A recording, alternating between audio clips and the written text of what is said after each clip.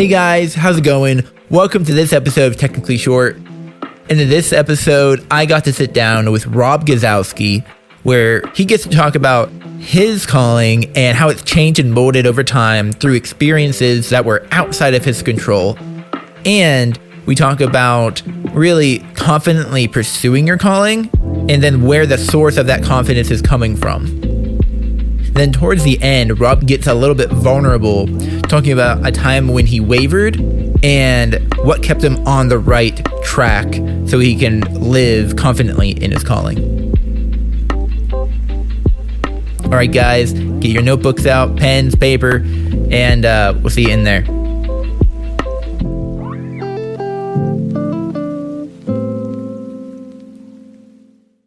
Hey guys, how's it going? So, we're here with Rob Gasowski. Is that how you say it? You said it perfectly. Cool. I say that. I appreciate it. I appreciate it. There's like literally 8 letters, but it's very intimidating. Just think of Mike Wazowski. Yeah, that's literally what popped in my mind. Everyone says that. It's like, okay, Monsters Inc. Mike Wazowski. I'm like, yep, just put a God in front of it. Yeah, all right. But yeah, guys, Rob here is, he's a mentor, a pastor, a husband, with his wife, Leah, who you'll hear from soon. He leads Amplify Youth, which has exploded within the last, 6 to 12 months? Honestly, yeah, 5 months, yeah. I was off. That's okay. But, and what I find crazy is the Amplify Youth Instagram has blown up to 400 plus followers. 400,000 plus followers. 40,000. 41,000. 41, sorry, 400,000. Yeah. Ambitious. That would be, amen. Come on, you're speaking into existence. Let's go.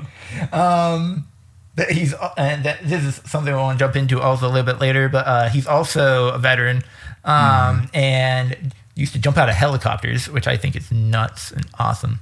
But but yeah, so Rob, for those who don't know you, for those who don't know much about you, who is Rob Gasowski? Wow, what a question. Yeah, so the short version of it is I think I've tried to just do what God wants me to do, and my life has been every aspect, every turn, it's just a service of people. Mm-hmm.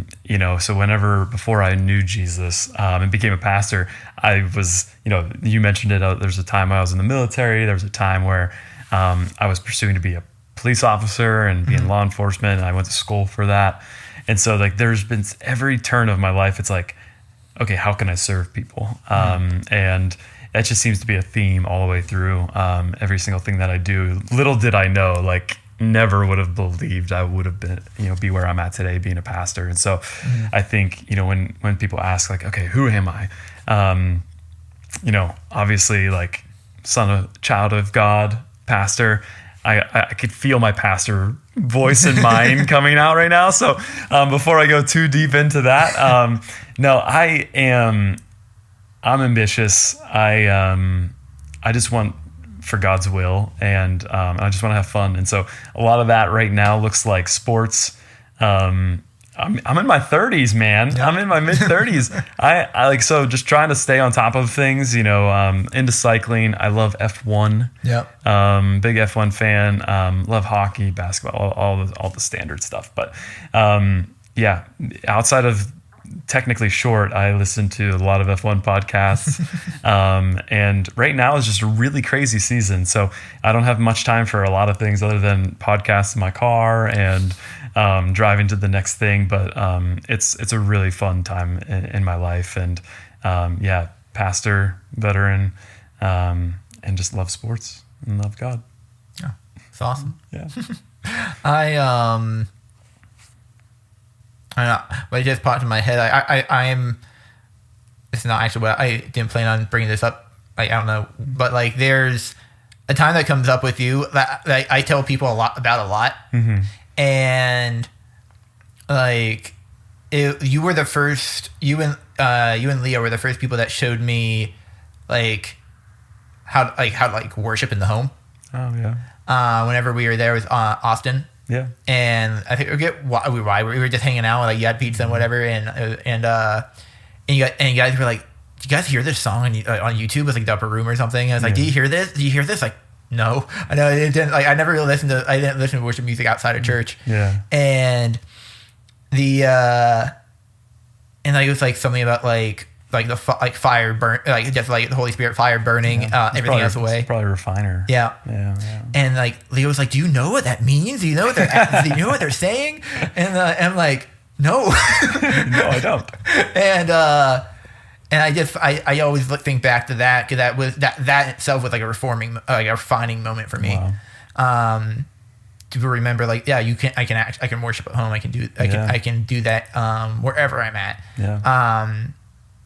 This is kind of fun that I wasn't expecting to go into that at all during this conversation, but it's just like I that's just something I always tell people that whenever we talk about worship or something, that's something that pops in my head a lot. Yeah, and I think something that will probably come up a little bit later, so I won't spend too much time on it now. But I think one of the challenging things as Christians and people who are following God, and whether it's in their leadership or it's in their life, I think the hardest thing to do is to bring that into all the other aspects of your life. A lot of us, like especially people who are doing, walking out Sundays, it might not feel as difficult, but even for pastors it's difficult, but for all of us as Christians to take that into the workplace, to take that into the office, to take that into the home, it almost feels like it's an additional thing, like you're doing it on top of.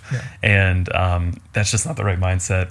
The right mindset needs to be, hey, like, no, like that comes first and then everything else follows it. And so, I honestly, one of the things that we hope to do, it's really ironic that you say that, is once we're finishing our basement. And so one of the big things that we're really excited to have whenever that basement's finished is a bigger space to like do things like that, have people over, do little like worship sessions and just, board games, all the fun stuff at the same time. But yeah, it's like integrated into every part of your life. Yeah. But no, like, I don't know, this, like, it's funny because I don't know if you might have heard me say it before in different episodes. Like, this podcast is generally about like giving people the tools they need to discover and pursue their God-given calling. Yeah. And I try not to market it as purely a Christian podcast, but God comes up all the time because like that's just like who I am. That's just like part of the reality. And like, and I just hope that people that listen that maybe don't have faith still stick around and listen. Yeah, absolutely. I think I think the one thing that is true, whether you're a believer or not, that it's literally like, let's say somebody picks up the Bible and doesn't believe that that's like scripture. Yeah. The reality is though is the Bible is like filled with wisdom. Yeah. Even from a secular standpoint, and so I believe that even though there's going to be terminology and there's going to be use of words that are very Christian, being a Christian pastor, I think that there is core concepts that are just would bless you whether you know God, believe in God, or you don't. So stay down. Like, I think like a lot about, I think a lot about like very much about calling, and previously you were mentioning about all the different things that you've done, or even like where like you were first training to be a police officer, you're in the military, and now you're a pastor, like, and you're leading Amplify Youth with your wife, like. And I mentioned previously, like, this is like podcast to help people with their calling. Like, what do you believe your calling is, and how do those things kind of? You said like you're here to serve. That was always your focus. Yeah. How does all that kind of feed into your calling? Yeah. So, so first and foremost, I the word calling is actually really interesting. Have you ever watched the show Manifest? No. Okay. So I watched like 3 episodes. I got weirded out, and I'm just like, you know what? I'm not watching this anymore. But there's like the calling, and it's just this voice that like speaks to them and all these things. And from that moment, I was like, okay, like, is that what I sound like when I'm walking around me? Like, oh, is that my calling? Is that like, do I sound like them? But obviously I don't think that's true. But I think, when we speak about calling, I think, something that's just very clear is like, you know, just to bring it into maybe a little bit of different terms is just like your purpose, you know, like what has God purposed you to do? Yeah. And so I do believe that, you know, I used the word service before, but more specifically, I believe God has specifically called me and purposed me to pastor, to father, and to build. And we can deep dive into those bad boys as we go. But I think, you know, knowing what God wants you to do or what his purpose is for you, or even if, you know, once again, like just what is your purpose here on this earth is really rooted in what you believe, you know. And I didn't know necessarily all of those things. You know, I've noticed trends before, maybe like 6 years ago, I was like, oh, there's a trend in my life that I see that I just like keep falling into wanting to serve people, right? Yeah. And sometimes like that's like, oh, is that just a trend? Is that something that I enjoy? Like, what does that look like? But I also have noticed, you know, more so over the last 4 or 5 years where it's like, no, like there's times where God is specifically like, this is who you are. And I'm putting this in your heart. And here's what I want you to do.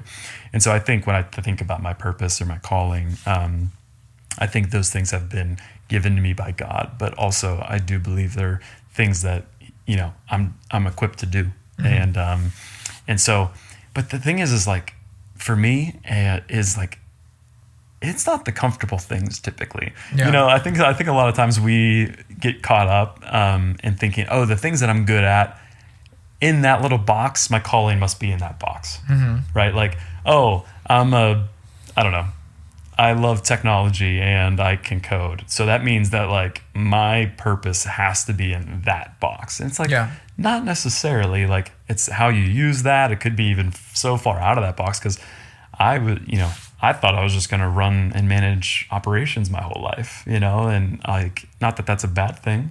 But then it's like, nope, God, like, whoop, you're going to go pastor and you're going to go lead people. And there's me, introverted me, like, oh no, don't put a microphone in front of my face, you know, like all these things. And so, yeah, I think kind of getting back to your thing of like, hey, like what is your calling? What is your purpose? I think it's really rooted in, okay, like God has called me to be a pastor. He's put that heart in me. He's put that desire to care for people in me. But at the same time, one of the biggest things that I've kind of realized over the past year or two is that he wants me to build. And that looks like a number of different ways in my life. But yeah, he wants me to build, you know, sometimes it's ministry, sometimes it's organization, sometimes it's people, you know, and each one's different. But yeah, he's definitely called me to be a builder. That's really cool. Like, I'm just like a builder. That's a cool way to put that. That's a cool way to say that. Just like, because like a lot of people will say like when they're calling, and they'll typically pick a vocation. Yeah. And like they'll pick a job or a career path. And I think like I've talked with like a bunch of people about calling and purpose and things like that. Throughout the life of this podcast, and like there's like people have like Michaela and like Kendall both have said like, yeah, their calling goes with you everywhere you go, not just for this one particular thing. Yeah. And that I think is like, that's how I think about it. Like your calling is like I like what John Maxwell says. See, like people like tell him, like ask him when he's going to retire, and he's like, "What do you mean I can't?" Yeah, like when am I supposed to stop? like you mean I can't? This is my calling. You can't retire from a calling. Yeah. And so no, I just really like that you put it in that context. Instead of like instead of just sticking with like, which I don't think would be a bad thing to say either. Like I have a calling to be a pastor. Yeah. Because like that's something Ed talked about in his episode about like other pastors like saying I want to be I'm calling to be a pastor at this particular church, and like, you know, that can be true, but I think, you know, and I think, you know, whether you're talking inside the, you know, the spiritual church context or you're not, I think callings shift and mold, right? I do believe like if God's put something like here's your purpose, right? I think that sometimes it's very specific, like you said. Like, I think there's times where, I'm kind of in a transitional part of my life or something, and I'm like, okay, God, like, what's the next thing, right? Where do you want me to go? What door do you want me to walk through?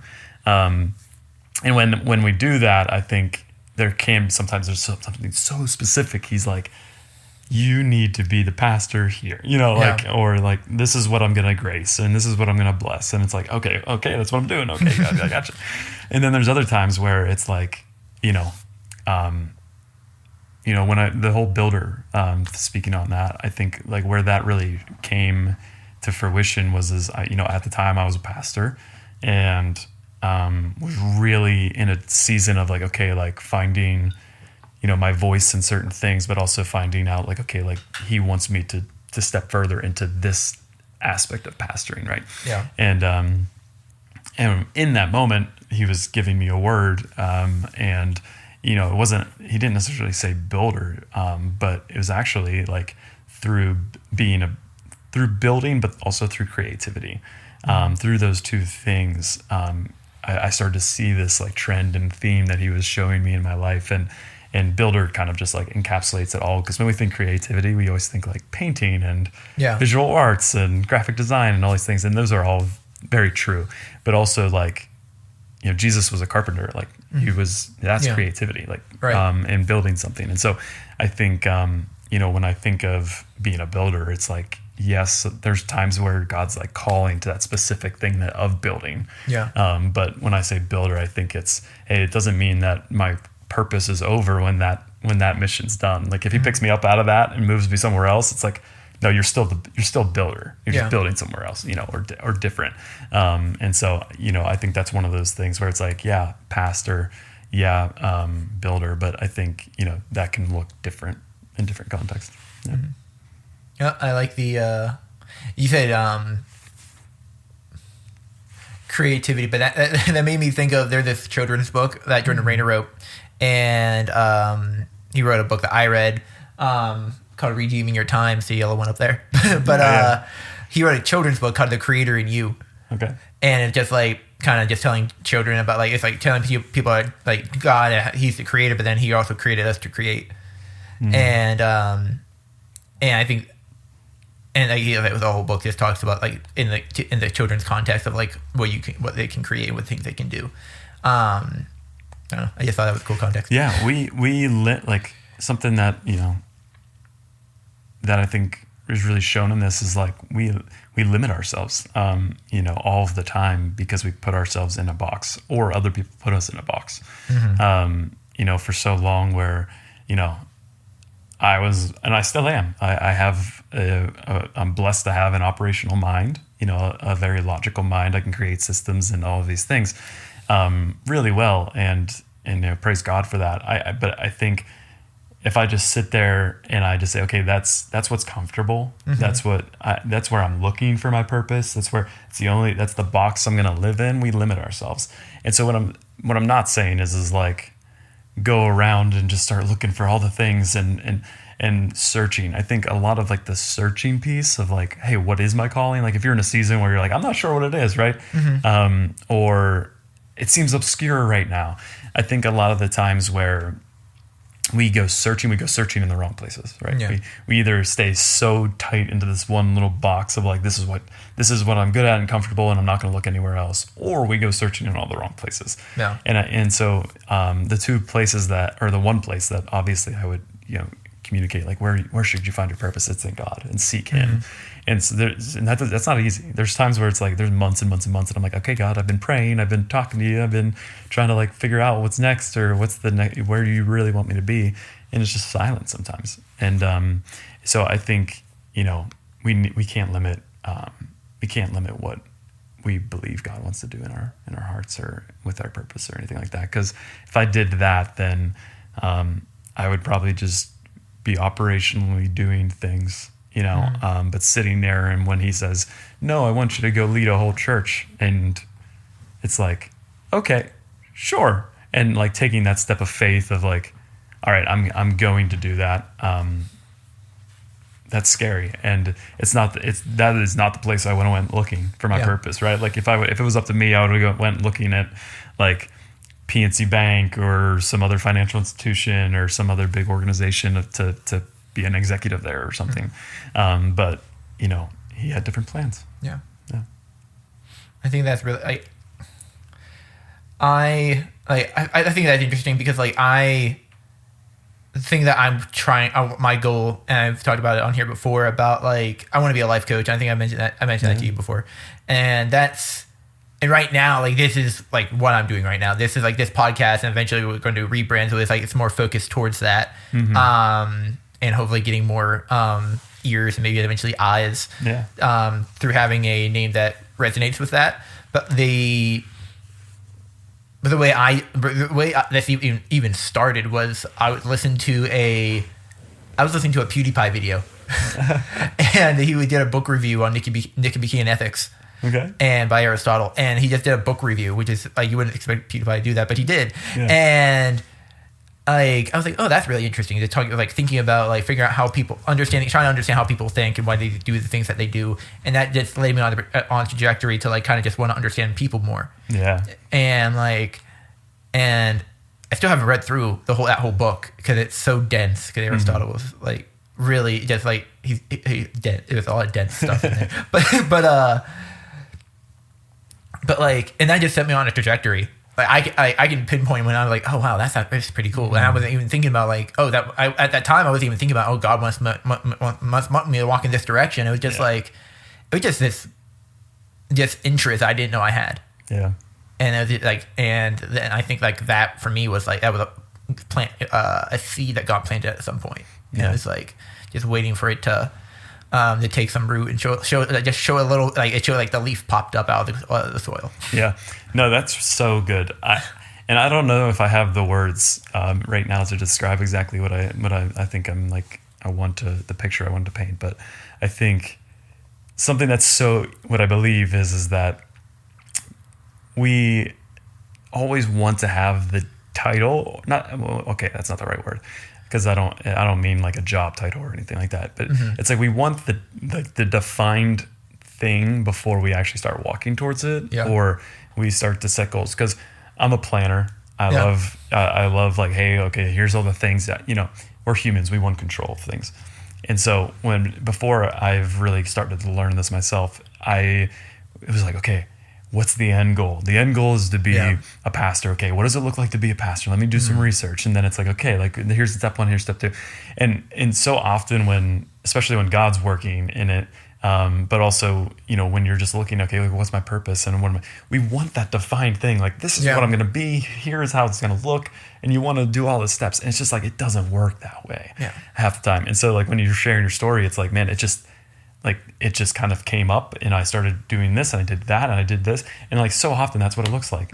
And because even in my life, when what led quickly to being a pastor was just like I wanted to know more about God, and I wanted to share it with people. And so what that looked like was just like, hey, getting in groups of people, have a small group, be a part of serving in the college ministry. It just looked like these little things. Did I ever say, oh, I want to be a pastor? No, I literally never came out of my mouth, probably until maybe like a week, like the week I was asked to like, hey, is this something you'd be interested in? And honestly, and I think that's how it works a lot of the times. It's like what, God's guiding you through those things. And when we try to make it up ourselves, we take control of it, and we kind of limit what God wants to do with us. Yeah. Man, I don't even know where to go from there.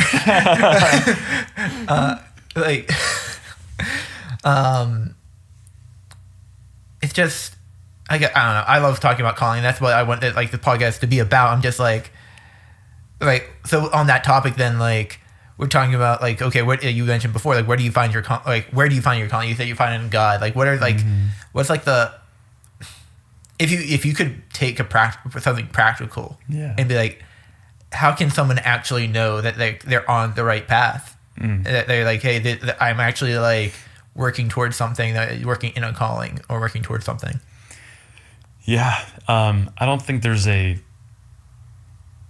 straightforward answer to that. Yeah. But I think, you know, when you're walking in your calling, when you're walking in your purpose, you know, something that you want to say about it is that it will come together, it'll come smoothly, and that's just not not true necessarily, because there's going to be bumps in the road, there's going to be challenges, there's going to be times where you don't feel comfortable, there's like all these things are going to happen, right?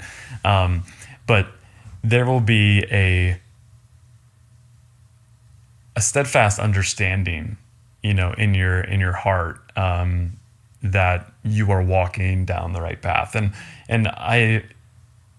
there's been so many times where, you know, even, you know, my 5 years or so of being a pastor, almost 5 years, like 4.5 years of being a pastor, there's so many times where it's like, is this it? Yeah. Should I be doing this? You know, and questioning things, and that's okay. Like, when the minute we stop questioning things, and the minute we just start believing that this is everything we're supposed to, yes, there's a good aspect of confidence, but when you start spilling into like pride, it's a whole different ball game. But how do you know you're on the right path? From a Christian perspective, you will continue to be confirmed in different things that God's doing, whether it's opportunities that come, whether it's him specifically speaking to you through other people, or him speaking to you like in your prayer time, or whatever it looks like. There's going to be confirmations, and they're going to look different. They're not always the same thing. It's all over the place. You know, speaking from a secular standpoint, I think, you know, look at the fruit. Yeah. You know, and I mean, that goes for both, actually. You know, I think from a Christian perspective, but also from a secular perspective, look at the fruit. Like, what's coming out of it? Yeah.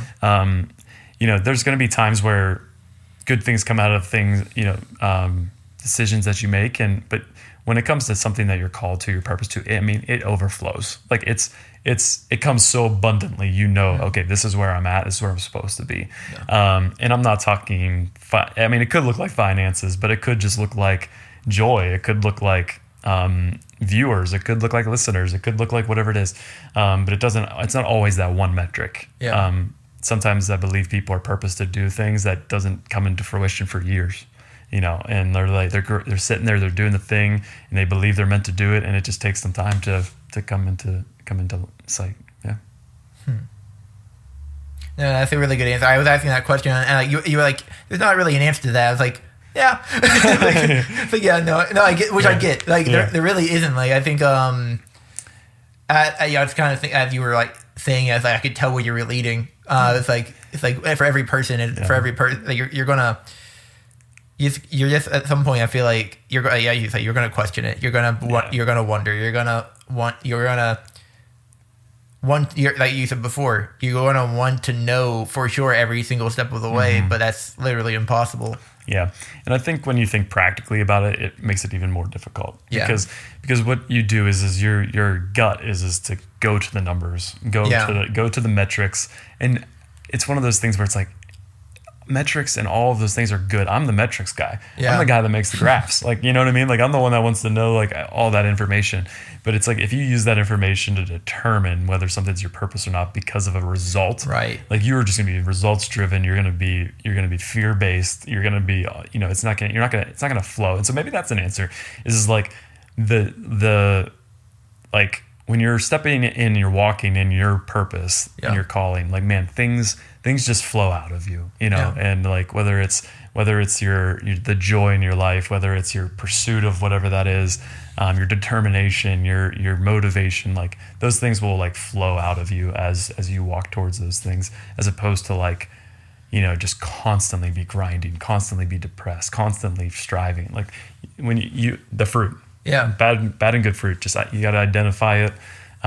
And identify when you're just going through a tough season or not. You know, it gets challenging, and you can't look at every challenge as, oh, this means it's not what I'm supposed to do. Yeah. Mm-hmm. Yeah, I think that kind of like I was reading my Bible this morning, and it's my John. It's my John Maxwell Leadership Bible, and it's like I'm in Ephesians, and is this just? I want to do a whole episode just on this one sentence, because he's at the end of this one little excerpt he put passion is the first step to achievement. Wow. And I think I think about that, like, if you don't have the passion to even start, like if you have that's where it starts with like something internal. I think that's a lot of like what Napoleon Hill talks about in Think and Grow Rich. Like he said, like it starts with a thought and then it turns into this fire, this burning passion to like pursue something. Yeah, that's good. And you might not even know what that thing is. Yeah.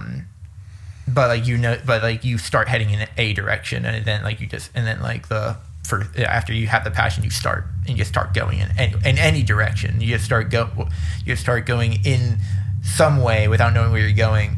And I think John Maxwell also says, like, the headlight of a car, like you can only see so far ahead of you when everything is dark around you. Then the headlights only shine so far, but you keep moving forward because you know you're gonna be okay if you keep moving forward. Yeah.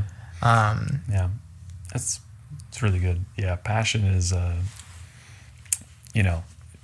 it's something that burdens you so much. It's like something that breaks your heart, and then that's where compassion comes from. But I think like when you have passion for something, it's like it's fueling you, and you'll have passion for things that you're meant to. That's really, really good. Yeah. And I think we touched on it a little bit before, or at least we were almost kind of leading to it, but like we're talking about pursuit of the calling, and like I guess we kind of have answered it, but maybe we can talk about it in a precise way. Like, how do you confidently pursue that calling, though?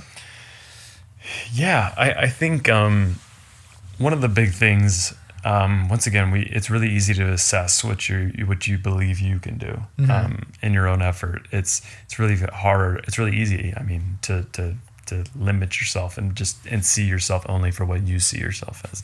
And something that is challenging is okay, like, where do you get your confidence? Yeah. And like you said, we touched on some of those things already, but where do you get your confidence? Do you get your confidence in the numbers? Do you get confidence in the amount of encouragement you get from other people, or good feedback, or whatever that looks like? And so I think, being a pastor and as my primary thing that I'm doing right now, my main purpose is days and weeks and months and things like that. If I did that, man, I'd be discouraged really, really quickly, just because there's a moment where it's like, hey, we have a service,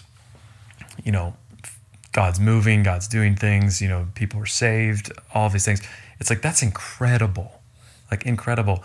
And it's so easy to just take that and almost forget it if the next day you find out, like, one of your students, speaking about youth, like one of your students is fallen back into sin and is, trying to figure out what's next, and you have to, pastor them through that and all of these things. It's so easy to just like get caught up on the one thing, and not focus on, what God's doing in it all, right? And so what we need to do to be confident in what we're moving forward in is like, yes, understand what like metrics do, but what you need to be able to do is look at the numbers, but also look at, okay, if everything was calm, I guess, if everything's going smoothly, and there's nothing rippling, no challenge, no friction, I would really question if that's actually your calling or your purpose.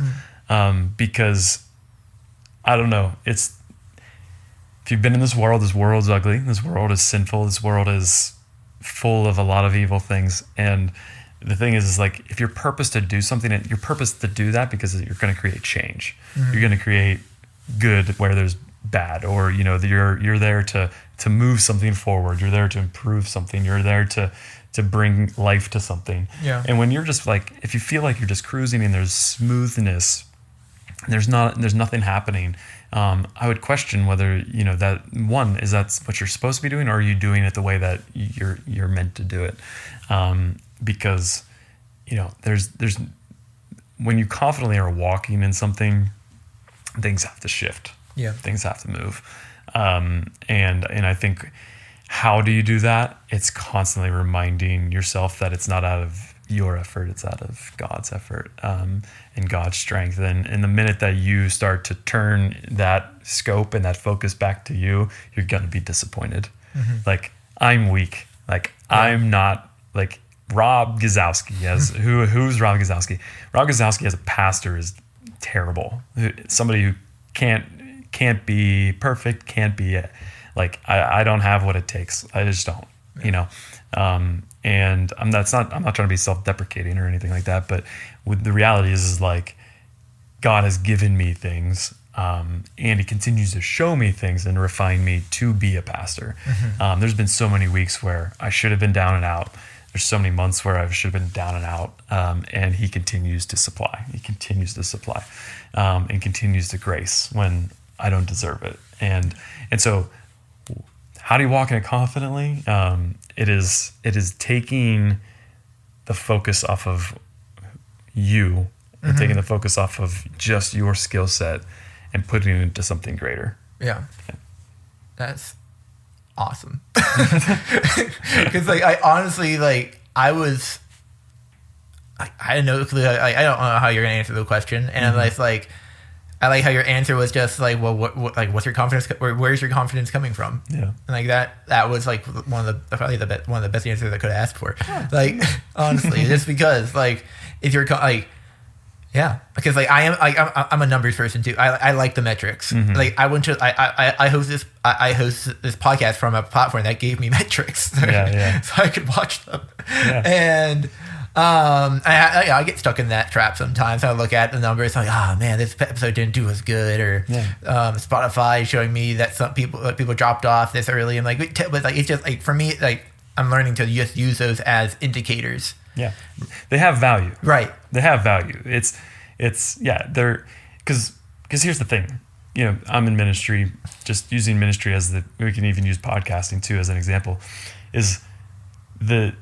if you don't have the numbers and you're not looking at the numbers, then everything you're saying is anecdotal. Yeah. And when it is only that, you can describe it however you want. Yeah. Like, what you're gauging things off of is completely subjective. And so, you need both. Yeah. You need both of them. And so, you don't live and die on the numbers, but you also don't only rely on like a subjective way of giving feedback. You need both of them.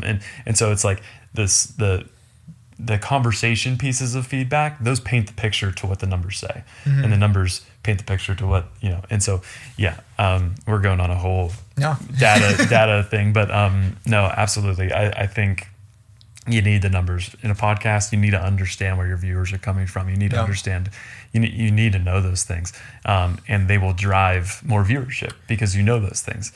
Use them. Yeah, it's beautiful. Don't just sit there blindly and go do your thing, but use them. But don't live and die off them. Don't make them your driver. Don't make them your why. Don't make them your fuel. Yeah. I think it can go for, like, I can associate this with your, like, the youth ministry. Like, if nobody shows up for a year, there's only like 6 people showing up for like a straight year, like, you can be like, okay, well, why?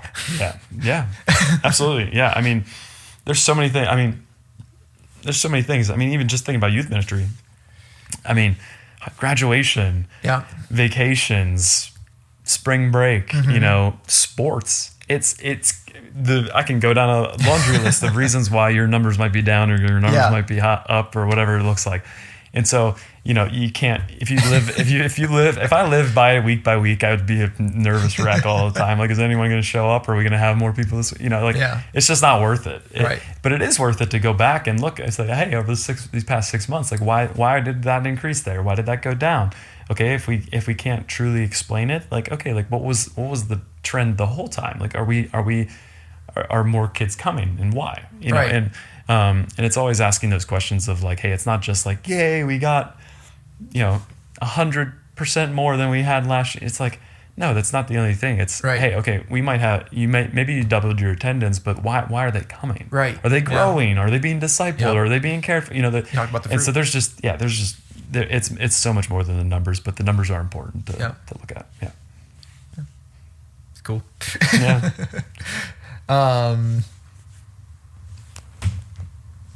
No, I think it's okay.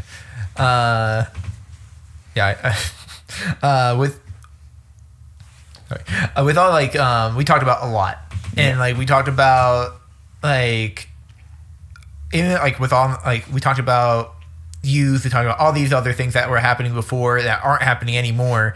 Like with all these changes that have happened within the last year. Yeah. Like how did you like and maybe you and your wife, like how did you guys navigate that, and like did it ever ever a sense like of wavering or like what did you like and what kept you on course during that time? That's a really great question. So I'd rather get deep here for a second, like and just real. So the past year and a half, I would say. I mean, honestly, you could say 4 years, but we'll just stay focused on the past year and a half. It's been, I mean, challenge after challenge after challenge after challenge after challenge. And if I focus just on the challenges, which we'll talk about here in a second, I mean, I would, if I looked at it from an earthly perspective, I mean, I would have given up by now, a long, long time ago. And I'm not just saying about being a pastor, but just in general, like what is happening in my life and why, I would have definitely given up a long time ago. And so, just kind of looking at the past year and a half, number one, like me and my wife have, had one, really traumatic, failed pregnancy.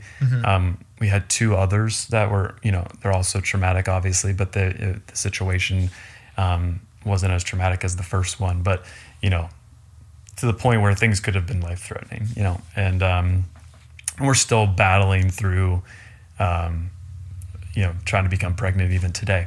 And in Jesus' name, maybe when I go back and watch this in a year, I'll have a child. But just dealing with that alone is just really tough. And it's one of those things that not a lot of people talk about, right? Like, when it comes to like trying to have a kid and miscarriages and all that subject, it's a very sensitive one. But going through that for the past year, because that happened in early spring, spring last year, almost winter, and so going through that, but then also there's a time period where so prior to being a youth pastor, I was a campus pastor, and there was a season for about 7 months where I was leading 2 campuses, me and my wife, and that's not. At the time I was full-time at the church, but that's no easy feat. I mean, if there's anybody listening who's a campus pastor, they understand that. But going through that, so we're just staying on the challenges for now, like, but then kind of at the end of this past year, had a lot of ministry changes, which it led me to becoming a youth pastor, and really just, going through the navigating of the really difficult things of a church separating into 2 different churches, and now leading Amplify Youth, since January. It's and actually one more challenge to throw in there is so currently I'm working a full-time job in addition to being the Amplify Youth pastor, and so totally different landscapes, one side to the other. And if I just looked at those plainly, and it's like, man, how did I do that? How did we get through that? How are we where we are today, and in the manner in which we are? And it's God, man. It's God. And did you waver? Yes, I wavered. We wavered many times. One, just navigating something that's so just full of grief, when it comes to miscarriage, to walking individuals through their life and pastoring them and caring for them. And because my wife is a very outgoing person. That doesn't mean she's like doesn't have challenges in this area, but like for me, like I grew up introverted. I was looking down at the ground, going through the hallways in high school, all these things. And so for me to be going through something like that's so emotionally taxing, but then also like be emotionally pouring myself out and spiritually pouring myself out on a daily basis as a pastor, man, it's like my like meter would go down to like nothing so quickly. And that's where I wavered, because it was like, I don't think I have what it takes today to go home to my wife the way that I believe I should, or to the student, or to the family who needs me as a pastor, like whatever it looks like. There's so many days where it's like, oh gosh, I just don't have it. And so what got me through that, right? Like that's the question. Like what got me through that? The simple answer is God, right? But to be more definitive around that is through all of that, man, all of those challenges. And people listening probably can list off a list just as big as mine, right? Mm-hmm. We're all going through things. And the thing that was so consistent through it all was him. Mm-hmm. Consistently showing me that he's still working, consistently showing me that there's hope, consistently showing me that like this is what I've called you to do, and fruit is coming, and fruit is coming right now and will come, and I'm gonna bless you, I'm gonna all of these things. And so when the wavering happened, having a marriage that is God-centered and God-focused is a huge thing. Having mentors and having people that care about you and speak into your life is so important. Being community, don't isolate yourself. But one of the things is just I could constantly, through all of that, all of the challenges, is just constantly keep seeing, man, like look at God work. Yeah. Like even in like the hardest times of like a transition, in your role, or a transition in your church or something like that, it's like I could still just point to things and be like, man, look what God's doing in that person, like, or like look what God's doing in that community, and it's rather than just sitting there looking at your current circumstances, it's looking at eternity. And I'm not trying to like be super pastoral or spiritual here, but it's like the reality is like, man, like what you are going through, even if it's a year, even if it's been 5 years, it is like the tip of a pencil, in comparison to what eternity is. And so having that perspective of like, hey, what my challenge might be, today. And for me, it feels like punch after punch after punch. It's like, get up, punch again, get up, punch again. Mm-hmm. And the challenge is not taking those things and blaming God for them. Yeah. But what we have seen, and like me and my wife, in our particular story, is just like he's been building so much endurance in us, and it's for a purpose. Yeah. And and some of that purpose is already being walked out today, but also I believe it's for so much more in the future. Of like, there's things that should have taken us out even this year that barely shook us because of what he has shown us and what he has done in us and the strength that he's built in us. And so when we talk about what does it look like, how can you go on a podcast and talk about your miscarriage? Well, I know for a fact that God's going to see us through that, and I'm sad. Yeah, I cry sometimes when I'm thinking about it, or when it's heartbreaking. Yeah. But at the same time, it's like, no, like I know the hope that God has given me in that. And so, there's so many, when I talked about being a pastor, being a father, and being a builder, it's like, there's so many times where as a pastor, it's like, am I doing what I need to? Like, am I doing the right thing? Like, should I have said that, or should I have, whatever. There's times where I'm like, okay, like as a father, like, whether it's earthly father, it's like, when's that going to happen? Or if it's like a father from a pastoral sense, it's like, hey, like, did I guide them the way that I should have? Yeah. And then as a builder, it's like, man, did that fail? What should happen? And I think when you look at, once again, if you get caught up in all of the trials, you won't see the beauty that is really in it. So constantly changing your focus away from, it's not ignoring the problems, it's not ignoring the challenges. Yeah. It's basically saying, okay, like that exists, I'm going to learn from it and put move the purpose to like what's next. Yeah. It's really good. Thanks, Rob. Yeah, absolutely. I want to speak a little bit to that when it comes to youth specifically. Yeah. Because right now, on paper, if anyone tracks Amplify Youth at all, right? Just checking out our Instagram, checking out the things that are happening there. It's like, you'd be like, oh man, yeah, like things are great. Like look at all, like I can't stand the word momentum when it comes to church. I really can't, because it's like you're riding something that I don't like it. Anyways, but like, man, like God's doing something really amazing there, in so many different ways, whether it is like from an influence perspective on social media, or it's from what he's doing in the room in those students' lives. Like, it is incredible. But the one thing I don't want to end this podcast without like speaking to is man, that is not a product of Rob Gasowski and Leah Gasowski. Like, this is not a product of us.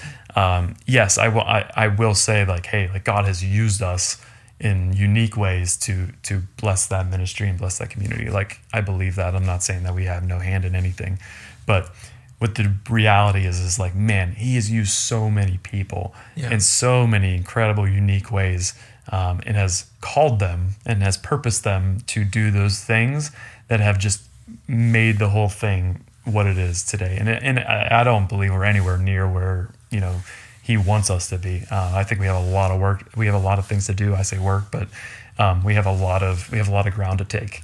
And not to get into Bible stories, but we talk about Nehemiah building the wall around Jerusalem, and when he did that, it was he was praying, he was seeking God, he's staying focused even when there's distractions. There's people coming trying to kill them, knock down the wall, distract them, all those things. And when he was building it, he was building while he was protecting and he was defending. It says they had a sword in one hand and they were building in the other. And so for me, it's like, as Amplify Youth builds, the job's not done. There's a lot of things that we believe God wants to do. At the same time, it's like, we got to protect ourselves, and we got to protect what is being built, and not just like personally, but like spiritually with God. Like, God's going to protect that ministry. And man, so many leaders, so many students, that ministry is a really incredible thing because of the students that are there, because of the leaders that are there. Like I said, they're all purpose for something, and they're using it for God's glory.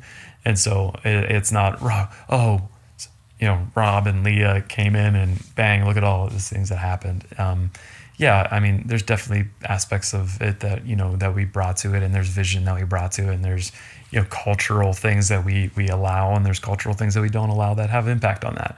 But man, putting like the creative team, the production team, the community team, the small group leaders, the students that are leading one another, that are leading, assisting leading small groups, coming up with ideas on how we can change the world and change the community. I mean, it's just day after day after day, after week after week after week. It's like, man, like, it's been 5 to 6 months, and it's just things that are completely out of our control are happening. And so that's why I say some things pretty ambiguously, like, how do you stay confident? Like, what do you do for the next step? I say them fairly ambiguously because, like, man, there's so many things that have happened that have blessed us that I'm just like, I didn't do that. Or like, our creative team didn't do that. Like, they didn't like plan that out. That wasn't something that was planned. It was like, hey, they kept on walking in their purpose, focused on God, focused on what they were meant to do. And it's like, man, like, God showed up and God's doing crazy things. And so,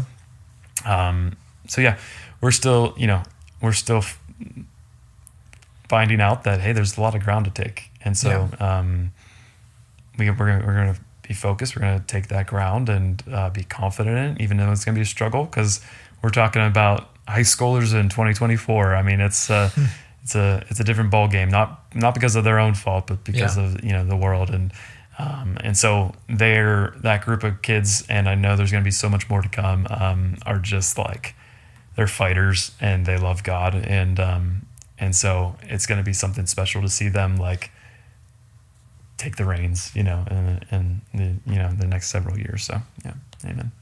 All right. Yeah. Amen. Well, thank you for finishing off the episode like that. Yeah. And just, I like to wrap up every episode by just asking 2 questions. Okay. And one is, who would you, well, I guess this is stick with the second one, but one, who would you like to hear on this podcast? Who do you think would be good? It could be literally anybody. Wow.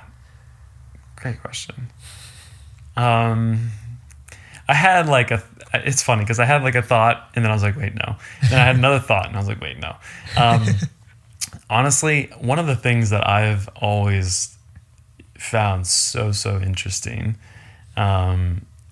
is what does it look like? So I'm thinking of people that are in a position of influence. Yeah. But it's almost like you are unaware of the amount of influence and power you have and by what you say. And it's like, man, to be that person and understand like, hey, like you have so much influence and what are you doing with it? Like, what are your thoughts about that? Right. And so let's just say on this podcast that we can talk about purpose and talk about calling and how they use it. I would say let's bring in, I'm going to go with a great F1 driver in Max Verstappen. Okay. You're probably like, who is that guy? No clue. Hey, he's the greatest driver of all time for anyone who wants to know. Okay. But no, let's say Max Verstappen and somebody who I know as another, maybe he's been on here before. I have no idea. But I would say Lee. Lee, who I'm going on my bike ride with. Okay. I have not had him on, no. Lee is incredible. Lee is one of our servant leaders at Amplify Youth. But man, the way that man looks at the world, very uniquely. And man, it's just like to have so much like influence and certainty and confidence, but to do it so quietly is one of and what I mean by quietly is not just like loudness of voice, but just like so subtle. Is really, really awesome. So Lee would be another one. Okay. Maybe get some contact information. Yeah, absolutely. Sweet. Okay. For both of those. I don't know about the first one, but the second one I can hook you up with. Sweet. Okay. And then the last question is for anybody that wants to dive a little bit deeper into personal development, growth, calling, purpose, what are some resources you would point them towards? Yeah. So, man, there's so many, and it's funny because I'm sitting in the office, as I would say, and for the podcast, and there's books all around that I'm like, man, like that's one that I just read, and that's what it should be. So, but Atomic Habits, incredible book. Lead Like It Matters by Craig Rochelle is a standard one, I feel like, and all things John Maxwell. But I all of those things are really, really great. But sometimes I'm just speaking to the people who are wired like me. Yeah. Sometimes it's really hard to just like sit down and read a book and to just retain it. And so there is, we're listening to a podcast now. Yeah. And so I think so many podcasts out there, a lot of them look different. Don't just listen to one and think that's the flavor of the day, right? Like try different ones. Try out Craig Rochelle's, try out other leaders that that are doing different things, like even technically short, and just test something out, and something will stick, and it'll be so much easier to just to be blessed by that, whether it's in your car ride, whether it's you just taking a walk, whatever. I just have a really hard time sometimes just sitting down and reading a book, especially if it's not the Bible. So get a podcast or even audiobooks. Yeah. Great resource just to walk around and just hear wisdom coming from a book. But yeah, I would say Atomic Habits is a really, with everything else I've been saying being very spiritually laced, I would say Atomic Habits is a really good practical one. For sure. So yeah. Awesome. Mm-hmm. Well, guys, thank you for listening to this episode of the podcast of Technically Short. And if you haven't already, share this episode out on all your social medias. Give us a 5-star on Spotify and on Apple Podcasts, and drop a comment if you feel so inclined. All right, guys, we'll see you next time. Bye.